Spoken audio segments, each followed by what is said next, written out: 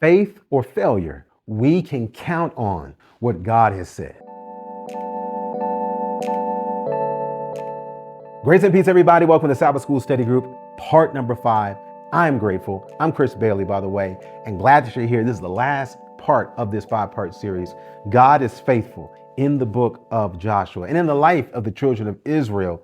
And as we wrap it up, we're looking at the word and the fact, when I'm talking about the word, I'm not talking about the Bible. That is the written word. And I'm not even really dealing with the idea of the living word. That's Jesus Christ. But what God has said, what has come out of his mouth, we can trust for it to come to pass, positively or negatively. But before we look at this last promise, I want to thank you for watching. If you've watched all the series, that's great. Pass it on to somebody else. Hit the like button to help other people find this video. And to get us to where you are right now, we're in Guyman, Oklahoma. We'd love to come to your church, school, or group. That email address is contact@changeministry.org. Faith or failure, we can count on what God has said. Because in Joshua chapter 21, verse 45, it says, "There failed not aught of any good thing which the Lord had spoken unto the house of Israel. All came to pass." Everything that God said he was going to do for his people, he did it. Everything that God promised to happen came to pass. That's such a blanket statement and such a principle that it applies in the positive and the negative. If he told Israel to do this and you will live, that's what happened. And if he told Israel, do this and you're going to die, that's what happened. Even in Joshua chapter 23, verse 15, it says, "Therefore it shall come to pass that as all good things are come upon you, just like the good comes to pass, if I said so, which the Lord your God promised you, so shall the Lord bring upon you all evil things until ye be destroyed, until he have destroyed you from off this good land, which the Lord your God hath given you." It works both ways. The faithfulness of God, the wonders of God and their trustworthiness, they're no greater or less than the warnings of God. When God says, don't go left, don't go right, but stay centered by staying grounded in my word, he means it, because there are dangers on both sides. And knowing that and seeing this, we should be able to have a comfort to know that he's not going to lie either way. And it's why I love 1 Thessalonians chapter 5, verse 24, where it says, faithful, this one who speaks, faithful is he that calleth you, who also will do it. See, that's the thing. Going from the negative now to the positive.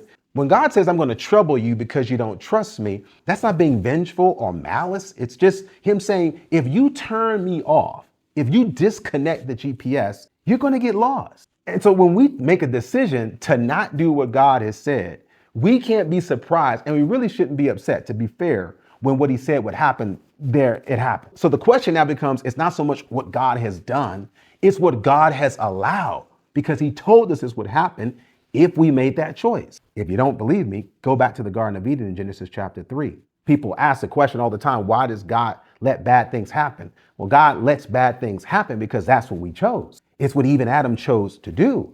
And we've been living with the consequences of that choice. And that's to the negative side. But now on the positive. On the positive side, it says, faithful is he who will do it because he's the one who said he would do it.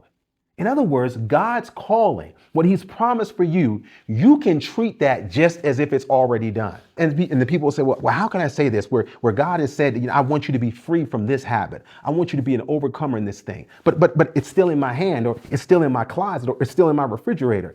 Look. God is saying, I have called you out of it. What I need you to now do is walk in what I have called you to be. I need you to make that choice, that positive choice. If you still doubt it, remember, the one who speaks it is the one who created you. And everything that God made, he made it because he said it. And because he's the creator, that's why it's impossible for him to lie. If God says, let there be light, there will be light. There can be no other way. There can be no other reality. So when God looks at you and when he says, let there be love, let there be peace, let there be joy, on the other side of the end, the very end of that word, the end of God's word, it's your experience. And because he's so good, he says, now I'll let you choose whether or not you want to receive it. I'll let you choose whether or not you want to believe.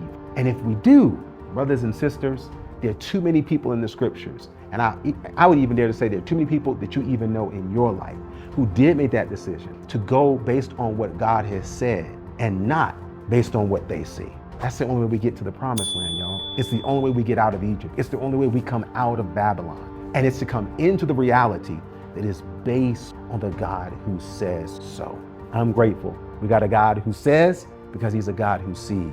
More importantly, the same God who says and sees is the God who will say.